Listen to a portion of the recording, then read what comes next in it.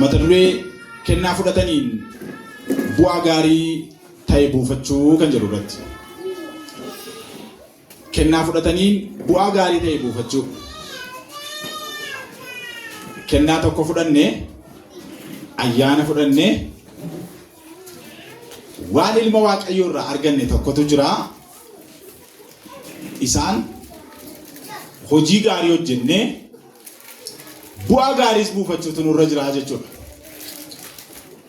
Fakkeenyaaf waanuma hojjenne arganna waan ta'eef namni waanuma facaase haammata. Akka ija hojii fooniitti yoo facaaftan jedha macaafa qulqulluun isuma haammattu jedha. Akka hafuuraatti yoo facaaftan immoo hojii gaarii waan gaarii ta'e yoo facaaftan waan gaarii galfattu jedha. Sagalichi Yesuus Kiristoos fakkeenyaan dubbate. Yesuus Kiristoos fakkeenyaan dubbate. Kooticha baafattu jechuudha amma lakkoofsa 11. Lakkoofsa 11 yeroo dubbistan Yesuus Kiristoos fakkeenyaa barsiise. Fakkeenyichi abbaa qoroo tokko ture jedhe. Abbaan qoroo kun abbaa qoroo jechuun tarii nama kabajamaa jechuudha afaan hiika biraatiin. Nama kabajamaa, nama ulfaataa, nama aangoo qabu jechuudha malee hiika biraan qabu. Nama hoogganu qabu, nama waan bulchu qabu jechuudha. Kutichi abbaa qoroo tokko ture jedha. Abbaan qoroo kuni nama kabajamaa, nama ulfaataa, nama waa bulchuu, nama waan hoogganu qabu jechuudha. Nama araddaa qabu, nama geggeessu qabu, nama akkasiiti. Namichi kun biyya fagoo adeemuudhaaf deema. Namoota 10 ofitti waame hojjettoota isaa keessaa. Namoota 10 kana gaafa ofitti waamu warqeeta tokko itti kenne. Safaree tokko hundumaatti ittiin hojjedhaa bu'aa buufadhaa isa jedhu of keessaa qaba. Kutaan kun waan jabaa tokko irratti xiyyeeffata. Daldalaa hojjetee buufate isa positive ta'e fudhata. Daldalaan kan inni daldaaluuf buufachuuf.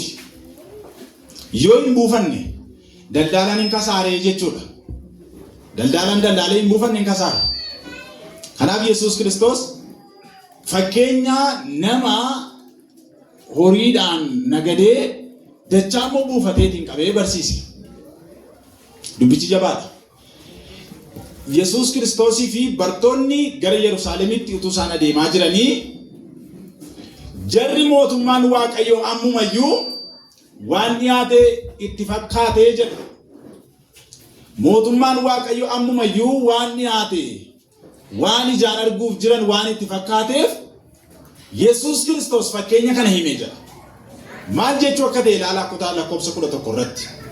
Mootummaan Waaqayyoo ammuma waan mul'atu se'anii yommuu isaan yaada isaanii mootummaa isa barbaadan sanaaf qalbii isaanii yaada isaanii achirra yommuu isaan ka'an Yesuus itti hime. Akka aadaa barichaatti yookaan yeroo sanaatti namni tokko mootummaa fudhachuu barbaada taanaan mandara jiru biyya jiru keessaatii gara Roomaa dhaqa. Gara mandaraa Yerusaalem dhufa.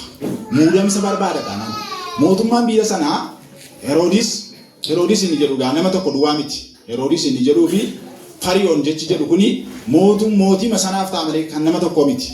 Heroodis inni jedhu kuni maqaa nama tokko qofa irratti bu'u. Bulchiinsa sana irratti sirna sana ajjii wal hidhatee jira maqichi. Fariyoon kan jedhus akkasuma macaafa qulqulluu keessaa. Egaa jarri kan isaan yaadaa jiran akka aadaa sanaatti namni tokko gara Yerusaalem dhaqaa jira taanaan mootummaa fudhachuuf deemaa jira. Bulchuudhaaf muudamsaaf deemaa jira jedhanii yaadu. Kanaaf jarri kan isaan yaadan waa'ee jireenya lafarraati. Inni Luqaas boqonnaa 24 irraa yommuu dubbistan inni mootummaa keenya nu deebisu inni nu bulchaa nu geggeessa jennee abdanne isa kana jedhanii dubbatan. Isa ture jedhan. Maal jechuudha mootummaa isa kam isaan barbaadan. Hojii ergamootaa boqonnaa 1 irraa yommuu dhattanii lakkoofsa 6 irraas dubbistanii waa'ee maalii dubbataa? Mootummaa amma Israa'eliif deebiftaaree ittiin jedhan. Heroodisis kan inni gaafa lafarra jiru gaafa Yesuus dhalate kan inni barbaadee fi kan inni akka inni du'uuf adamseef inni bulchuu inni mootii ta'ee dhalateera gaafa jedhamu maqaa sanaaf jecha isaa ari'ate. Mootummaa inni sabichi yaadaa jiruu fi mootummaa inni Yesuus Kiristoos jechaa jiru waan garaagaraati jechuudha. Isaan Yerusaalemiin naqee mootummaa fudhatee deebi'ee nu bulcha jechaa jiru. Isa yaadaa waan jiraniif mootummaan Waaqayyoo ammuma mul'ata jedhanii yaadaa jiru isaan. Yeroo muraasa booda yeroo Yerusaalemiin geenyaa deebinu inni kun mootii keenya ta'a jedhanii yaadaa duukaa deemu turan. Hamma kana gadi bu'aa isaan yaada isaanii. Yesuus hin hagammaa akka isaan hubatiin jiruun namaa gala jechuudha.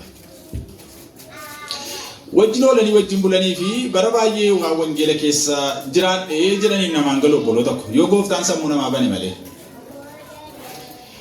Dubbiin warri Yihuudootaa fi Fariisonni warri biyya lafaa bara sana Yesuus Kiristoosin fudhachuu dadhabaniif akka yaada foonii fi akka beekumsa isaanii qofaatti waa yaadaniif. Sirni isaanii sun garuu isaan qofaaf malee sirna Waaqayyoo keessa yommuu dhufu kufaadha. Hojjechuu hin danda'u. Isaan akka mootummaa isaaniif akka bulchiinsa ofii isaaniitti Yesuus Kiristoos akka isaaniif hojjetu barbaadu turan. Yesuus Kiristoos garuu isaan yaada isaaniif dukkana keessaa ba'anii qalbii isaanii fudhatanii yaada isa haaraa sana fudhatanii mootummaa Waaqayyootti akka isaan galaniif gara mootummaa Waaqayyootti isaan harkisaa ture Yesuus. Kanaaf kana gidduu rigatatu jira jechuudha. Waliin morkiitu jira jechuudha. Yesuus Kiristoos waa'ee mootummaa Waaqayyoo haasa'a. Isaan immoo waa'ee mootummaa biyya lafaa yaadu jechuudha. Wangeelli waa'ee jireenya qulqullummaaf jireenya dhugaatti Waaqayyoof jiraatanii mootummaa Waaqayyoo dhaaluu nutti himaa. Nu garuu waa'ee biddeen nyaannuu fi waa'ee waan dhugnu waa'ee waan keessa jiraannu waa'ee aangoo fi har'aa argamanii nama guddaa ta'uutu nu dhiba. Kanaaf faallaadha jechuudha. Mootummaan Waaqayyoo mootummaa nyaataa, mootummaa dhugaatii, mootummaa namni ittiin of tuuluu fi mootummaa namni ittiin foonsaa gaddifachuuf hin dhufne isa jedhudha jechuudha wangeelli kan inni nutti himu. Mootummaan Waaqayyoo mootummaa akkamiiti? Mootummaa nagaa, mootummaa ifaa, mootummaa Waaqayyoo qofni irratti mo'e, mootummaa Yesuus Kiristoosiin hoogganamuu fi qulqullummaaf qajeelummaan kan guute bara baraan kan jiraatu mootummaa akkasiiti.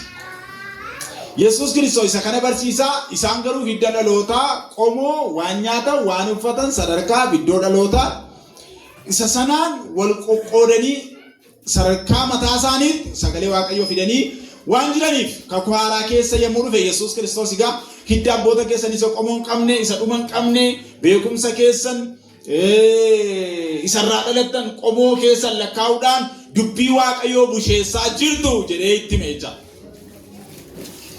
Kanaaf yaadi gargar ba'e asitti Yesuus Kiristoos waa'ee mootummaa waaqarraa itti himaa, isaan immoo waa'ee mootummaa lafarraa yaadaa jiraachuutu rakkoo uume jechuudha iddoo kanarratti, kutaa kanarratti. Fakkeenyi kun abbaan kuroo biyya fagoo dhaqe kan jedhu maal argisiisa? Ascension, Jesus Christ ascension up to second coming of Jesus. Ol ba'uu Yesuus Kiristoosii jalqabee hamma deebi'ee dhufuu Yesuus Kiristoositti. Kutaan kun kana gidduu jira jechuudha. Yesuus Kiristoos ol ba'ee biyya waaqarraa abbaa bira dhaqee hamma inni deebi'ee dhufutti maaltu akka ta'uuf jiru barsiise Yesuus Kiristoos fakkeenya kanaan. Kutaadhaan yommuu hirtan Jesus Christ eventis warroota jedhaman keessaa kun isa tokko. Ascensionii fi second coming kana gidduu kan jiru isa jechuudha kan inni dubbatu. Egaa kutaan kun har'a nu ilaallata. Eessa jirra amma nu har'a? Yesuus Kiristoos fannoo irra utuu hin ta'in Yesuus Kiristoos mirga abbaa jira ol ba'eera jechuudha. Caalaadhumatti kutaan kun har'a hiika guddaa jireenya keenya keessatti qabaata jechuudha. Nuyi amma kana gidduu jirra. Yesuus Kiristoos ol ba'ee gara abbaa dhaqee jira. Deebi'ee mana dhufutti eegaa jirra. Nuuf caalaadhumatti baay'ee nu gargaara kutichi. Yommuu Yesuus Kiristoos kana barsiisu dabarsanii isa kennuudhaaf yeroo muraasa torban ji'oota haa ta'u yeroo muraasa qofatu dura isaatti hafa ture. Utuu dabarfamee hin kennamin, utuu hin ajjeefamin dura kan inni dubbii kana dubbataa ture. Abbaan quroo isa akka ta'e bakka bu'a jechuudha. Namni tokko biyya fagoo dhaqe Yesuus Kiristoos gaafa jalqaba dhufee akka mucaatti gad of deebisee akka ijoolleetti akka garbichaatti akka hojjetaatti dhufee amma garuu gara abbaa jira aangoo fudhatee dhufa. Aangoo fudhatee gaafa dhufu immoo namni aangoo qabu maal godha? Hin adabaa, hin faradaa, hin qajeelchaa. Argitanii irratti mo'a jechuudha. Abbaan quroo suni isuma mataasaa bakka bu'a jechuudha. Namoonni isaa garuu jedhe Yesuus Kiristoos. Namoonni achi jiran garuu abbaan quroo kun dhufee akka isaan irratti mooneef maal godhan? Namoota duukaadhaan ergan lamuu lammataa deebi'ee akka inni gara keenya hin dhufnetti achumatti ajjeesaa, achumatti balleessaa jedhan jedha. Waa'ee isa ajjeesuuf jiraniiti kan inni dubbataa jiru. Nam jarri garuu ammallee rafanii galagalanii hin galuuf. Galaafii jiru maalii kan inni dubbatu? Waaqayyo qalbii keessa na bara. Dubbicha akka hubattanitti Yesuus Kiristoos macaafa waan hin dubbifneef irraa kaattan ittiin jedhu warra dogoggoranii. Warra sodaatanii immoo sababii amantii dhabdaniif sodaattan jedhe. Abbaan quroo suni yeroo muraasa booda hin ajjeefame. Namoota booddeedhaan duukaa erganii Yesuus Kiristoos irratti duula ba'anii isa ajjeesan. Yesuus Kiristoos garuu ol bahe. Amma garuu deebi'ee dhufuu abbaa quroo sana eegaa jirra jechuudha. Ameen. Yesuus Kiristoos deebi'ee dhufa. Kutaan kun isa kana nutti hima. Deebi'ee dhufa Yesuus Kiristoos. Fakkeenya warra dhufaatii deebi'ee dhufuu fi dhufuu abbaa quroo sanaa fi ofii mo'atta eeganii ofii immoo maal akka hojjechuu qabanii sana immoo fakkeenya sadiin dubbate. Fakkeenya namoota 10 keessaa 3 fudhate warri 70 ta'an kan jedhu gaaffiidha. Nama 10tti kenne tokko jedha waan ta'eef kan nama 3 qofatu barraa'ee jira. Tokkotti kennee warqee tokkotti kennee hamma dhufutti maal godhaa? Hamma dhufutti maal godhaa? Ittiin hojjedhaa buufadhaa jedhee deema. Amma gaaddana jirra jechuudha ammanii. Spiritual gift siidha kun. Inni warqeen sun kan inni bakka bu'u kennaa hafuuraati. Kennaa hafuuraan yaada qaba. Kennaa hafuuraa keessaa namni tokko waa tokko natti hima. Yoo waan gurguddaa bakka lama keenye inni tokkoffaa kennaa hafuuraati kan jennu gospels. Wangeela. Gospel isa jedhamu kana. Wangeela. Lammaffaan immoo Holy Spirit. Sagalee koon isinii kenna jenne Yesuus Kiristoos. Yesuus Kiristoos sagalee isaa nuu kennee adeeme akkasuma immoo kan isinii dubbatu isinii dhufa jedhee hafuura qulqulluudha. Hafuurri qulqulluun immoo gaafa dhufu kennawwan ayyaanaa hedduu tunuu kenname jechuudha. Kennawwan nurka jiruun akka hojjechuu qabnu nutti makutichi. Gabaabaadhumatti baay'ee naanna'uu yoon dhiise. Poointiin dubbachuu barbaadu qofa kutichi nutti immoo isinitti immoo waan barbaaduuf. Kutichi maal jechaa jira? Warqeen sun kennaa isin amma fudhattanii jirtanidha. Geggeessuu haa ta'u, faarfannaa haa ta'u, yommuu caccabsinee of bira finnu jechuudha. Geggeessuudha, faarfannaadha, lallabaa. Mana Waaqayyoo keessatti qabeenya ofiin hojjechuudha. Ogummaa fi gorsa qabaachuudha. Kennawwan Waaqayyo nuu kennetu jira. Amma mana kana keessa namni kennaa dhabee hin jiru. Yookaan 2 yookaan 3 yookaan 4 ol qabaata malee namni tokko iyyuu. Kennawwan kanaan immoo hojjechaa deebi'ee dhufuu Yesuus Kiristoos eeguu qabnaa jechuudha. Salphaadhumatti appilikeeshinii isaa. Sagalee Waaqayyoo har'a kan inni nutti himaa jiru isa kana waan ta'eef. Jarri kun maal godhan jedha? Inni jalqabaa warqeeta tokkoon meeqa buufate? Warqeeta 10 buufate. Abbaan quroo yookaan itti gaafatamaan ajajaan sun gaafa dhufu inni ani ittiin nagadee buufadhe kunooti 10 jedhetti inni. Namichi itti gaafatamaan yookaan abbaan maasichaa sun maal ittiin jedha? Ati dabalii mandara 10 irratti mo'i jedha. Bu'aan namichaa waan meeqa jechuudha? Warqeeta 10 fi mandaroota 10 plus mandaroota 10. Bu'aan namicha isa lammaffaa. Inni lammaffaan waan itti tokko natti laatteeni Meeqan buufadhee? 5 buufadheera jedha. Bu'aansaa 5. Waqeeta 5tu lafa jira. Inni itti kennames lafa jira. Abbaan quroo gaafa dhufu maal ittiin jedha? Mandaroota 5 irratti moo'i. Achi duukaa waan lamatu jira. Abbaan quroo sun kan inni jechaa jiru waan lama. Tokko mandaroota 5 kenneefi aangoos kenneef authority irratti moo'i inni jedhu maaloodha? Maal argisiisa? Haboodha jechuudha. Bu'aan namicha kanaa waqeeta 10 fi mandaroota 10 duwwaa miti. Aangoos bituus hangafummaas fudhateera jechuudha. Bulchiinsaaf mootummaa sanaa wajjin sirna sanaa wajjin walii ta'aniiru jechuudha. Kanaaf namichi kun darbeera. Bu'aa qofa miti kan lakkaa'amu. Namichi sun mootummaa sanaa wajjin itti fufee hojjechuuf jiraachuu isaati dinqii. Inni 5ffaan mandara 5 irrattis moo'i jedheetu kennaaf. Isa sadaffaan gaafa dhufu inni sadaffaan akka wangeela Maatiyos irraa lafatti facaafnee hafmattaa lafan keenya fudhattaa jedhee dubbatu sana wal fakkaata paraabeliin kun fakkeenyi kun lamaanuu link wal godha wal fudhata lamaanuyyuu.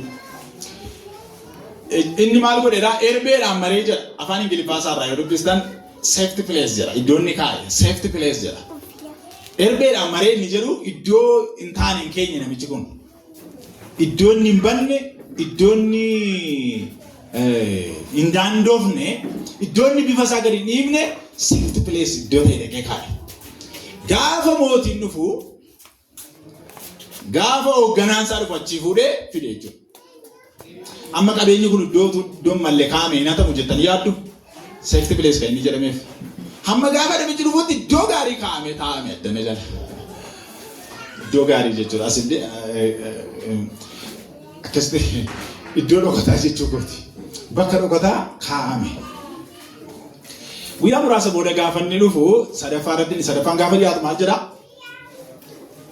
Ati jabaa waan taateef jedheen jalqabe. Guddaa waan taateef jedheen. Aangoo waan qabduuf kan kee kunooti jedheetti argisiisa. Kanati natti kennite warqeen kee kunooti. Warqee meeqa? Meeqatti kenne? Warqee tokko. Kan itti kenname kan inni fide warqeeta tokko. Bu'aan hin jiru, dadhabbiin hin jiru, jibbiin hin jiru, wanti walitti bu'ame hin jiru jechaadha. Akkuma itti kennametti akkasumatti fidee dhufe. Gooftaan gaa isa kanarratti waan jabaa dubbate Yesuus Kiristoos. Kun ammaa hiiki isaa maalluu qaba ammaa har'a. Maalluutti dubbata amma kutaan kun. Namicha kanarraa maal barra beektu?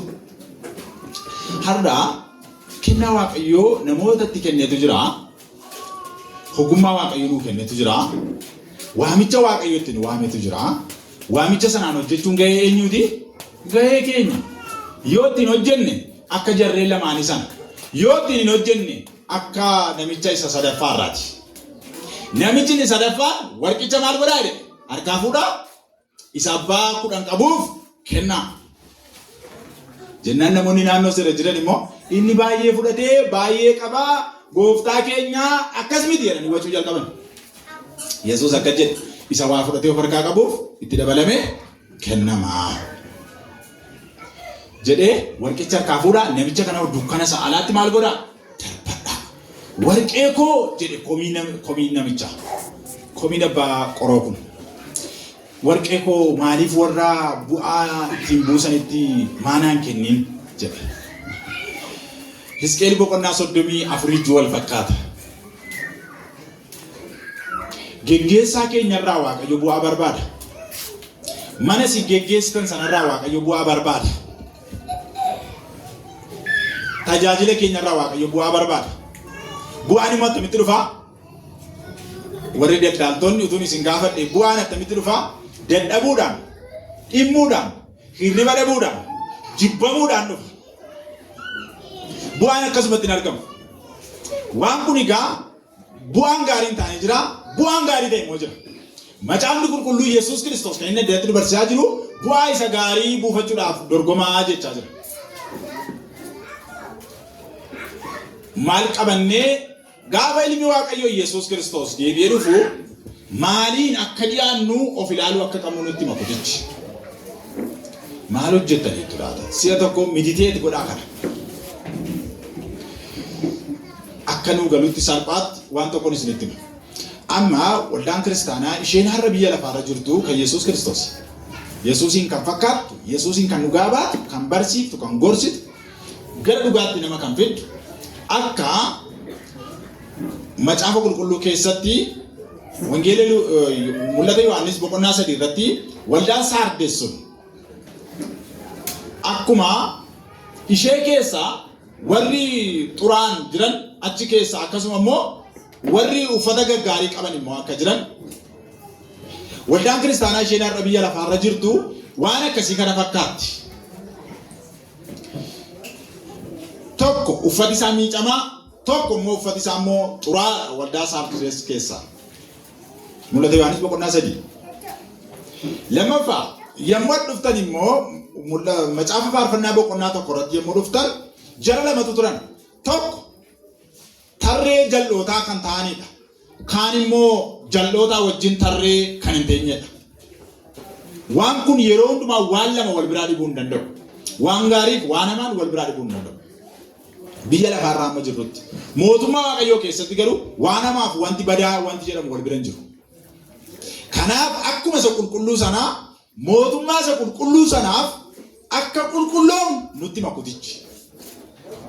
Egaa biyya lafaarra yommuu jiraannuuf waldaa ishee ijaan argamtu ishee kan Kiristoos taate biyya lafaas dukkana kana keessa jirra garuu waldaa qulqulloofte tokko jira waldaa warra fayyaniiti tokkummaa qulqullootaati.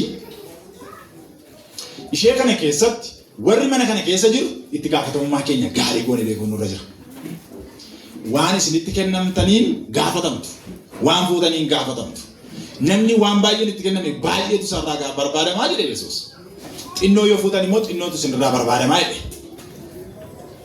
Kutaa kana keessatti waan gurguddaa lama isinitti dubbadha. Waan gurguddaa lama kutaa kana keessa kan jiru. Tokko waa'ee waan fudhataniin hojjetanii buufachuuti tokkoffaa.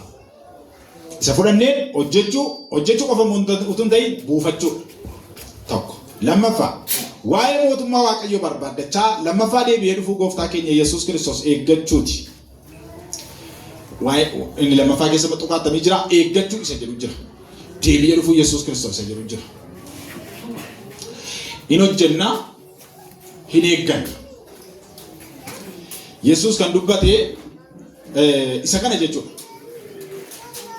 Waa'ee ari'atamuu fi dabarsanii isa kennu waa'ee biyya lafaarratti inni jibbamu yommuu dubbates gara goodaa kana jira.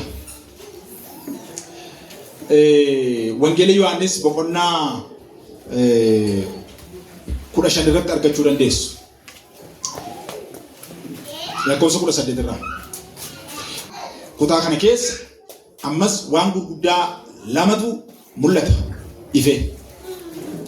Bulchiisa amanamaa qabuun bulchiisa amanamaa ta'anii bulchuu stewardship jedha.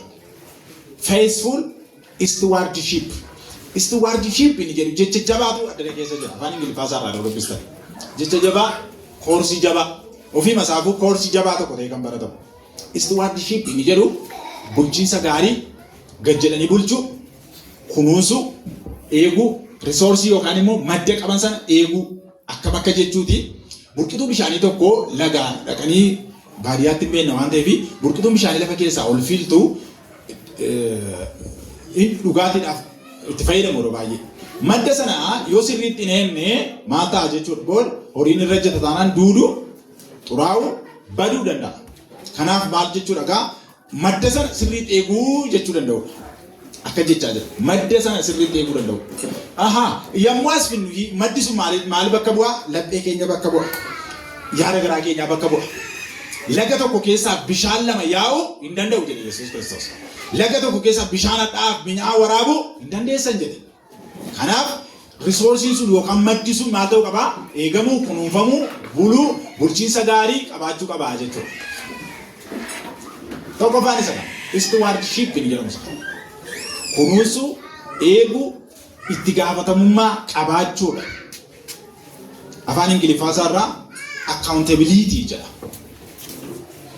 Responsibility miti. Argitanii accountability powering isaa yommuu hiittan garaagarummaa qaba. Accountability keessa maaltu jira? Dirqama jabaatu jira. Miira kan kooti jedhutu jira achi keessa. Kennicha, waldicha, ayyaanicha kan kooti jennee miira itti gaafatamummaan miira aanummaatiin hin hojjennu taanaan dhumisaa reward ni jedhamu sun badaa ta'a jechuudha.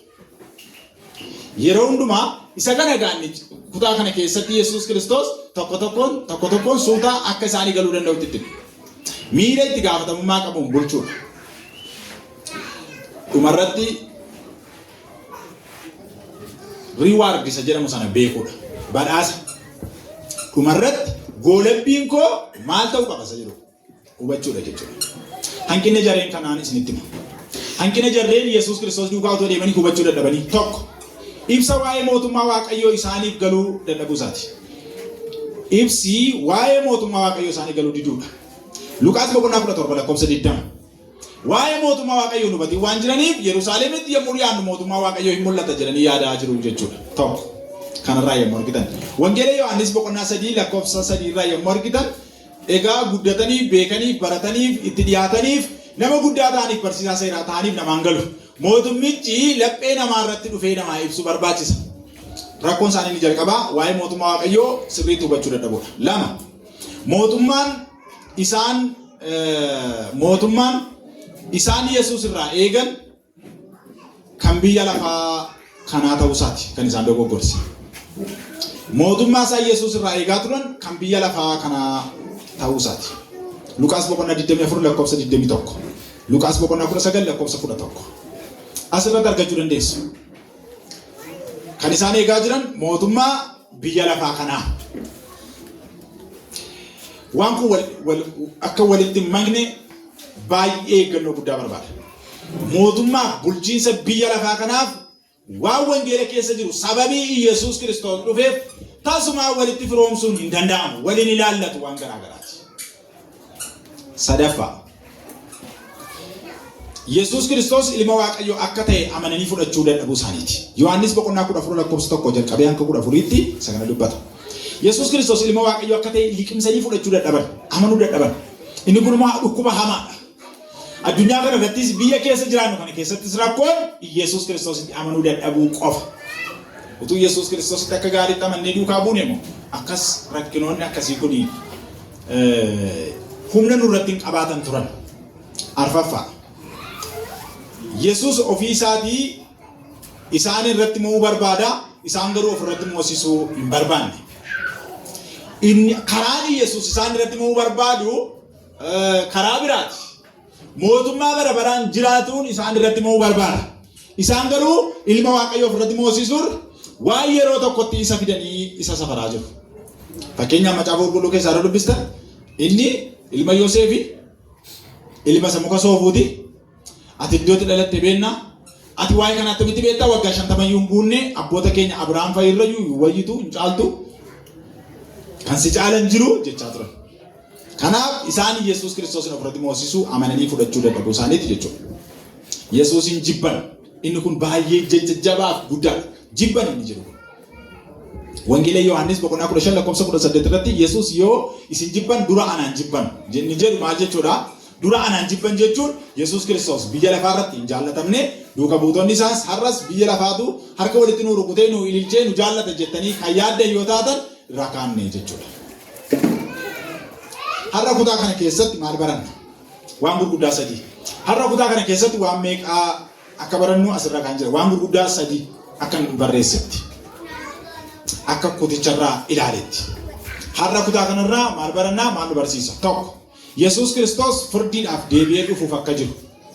Namichi sun gaafa dhufu abbaan quroo maal godhaa? Hunduma isaanii irratti firdii murtii kenne. Wangeela Luqaas boqonnaa 19 lakkoofsa 15 hanga 27tti kan jiru duraa duubaan jarreen sadan san irratti kan ta'e firdiidha jechuudha. Lama warri akka ta'utti ittiin hojjetan guyyaa Yesuus Kiristoos deebi'ee dhufutti badhaasa dachaa akka qabaatan. Warri akka ta'utti ittiin hojjetan guyyaa Yesuus Kiristoos deebi'ee dhufutti badhaasa dachaa qabu. Wangeela Luqaas boqonnaa 19 lakkoofsa 15 hanga 19. Sadii warri ittiin hojjetanii akkasumas immoo warri akka dubbichaatti abboomamuu dhiisanii utuu ittiin hojjetin warri akka dubbichaatti abboomamuu dhiisanii akka fedha ofii isaaniitti hojjetan firdiidhaaf qophaa'aa akka jiranidha. Wangeela Luqaas boqonnaa 19 lakkoofsa 20 hanga 27. Isa kana dubbata. Waan gurguddaa sadii. Firdiif deebi'ee dhufuu Yesuus Kiristoos warri akka ta'utti ittiin hojjetan guyyaa Yesuus dhufu badhaasa dachaa akka qaban warri akka ta'utti ittiin hin hojjenne fedha mataa isaanii faayidaa mataa isaanii duukaa bu'an immoo firdiidhaaf akka of qopheessaa jiran dubbata. Akka ta'utti ittiin hojjechuu isa jedhu keessa waan gurguddaa sadii hubachuu qabna. Kutaa kana keessaa tokko definition yookaan immoo understanding isa jedhu nan barreesse. Maal jechuudha? Waan hojjechaa jirru sirriitti hiikasaa beekuu danda'u. Lammaffaa dhimmuun hojjechuu focus. Kutaa macaafa qulqulluu dura jira isumanni waan dubbachaa jiru dhaggeeffadha. Dhimmuun hojjechuu focus isa jedhu kana jechuudha. Sadaffaan context. Akka ta'utti sirnaaf qajeelfama mana sanaa abboommi sanaa eenye hojjechuu. Inni arfaffaanii reward and goal. Galma keenya beekuu qabnaa firii nu eeggatu beennee hojjechuutu nurra jira. Inni dhumaa jaalalaaf walii galtee tokkummaa irratti hundaa'uudhaan namni tokko illee kanuu keessaa hin milinetti walii yaaduun walii wajjin hojjechuudha. Maal jenne amma definition yookaan understanding, focus, context, reward and goal. Maal jechuudha? Waan hojjettan sirriitti hiika isaan beekne taane definition isaa sirriitti hin beekne taane nama dogoggorsa. Tokko isa adda ba'uu qabaata. Lama xiyyeeffannoo itti kennuu qabduu isa jedhudha. Sadii context inni jedhu immoo akka dubbichaa fi yerichaatti haala yerichaa wajjin akka inni wal dhiituu hin dandeenyetti akka inni nama balleessinetti akka immoo yookaan ofii immoo hin bannetti hojjechuu danda'udha. Inni dhumaa galmaa fi badhaasa keenya ilaallee firii gaariif hojjechuu danda'utu nurra jira isa jedhu qaba. Gudunfaan isin dubbisa. Gudunfaan kutaa kana akka jedha. Nuti warri Yesuus Kiristoositti amannee hundumtuu amantii isa fudhanneetti jabaachuudhaan ittiin hojjechaa dhufaatii Yesuus Kiristoos isa lammaffaa dhimminee akka eeggannuuf har'a kutaan kun cimsee nu gorsaa jedheen goolame. Waan adda irra jiru baay'ee yoo ta'e illee yeroo ammaaf sirriimatti nu ga'a kun. Waaqayyo dubbii isaa keessatti nu haa eegu.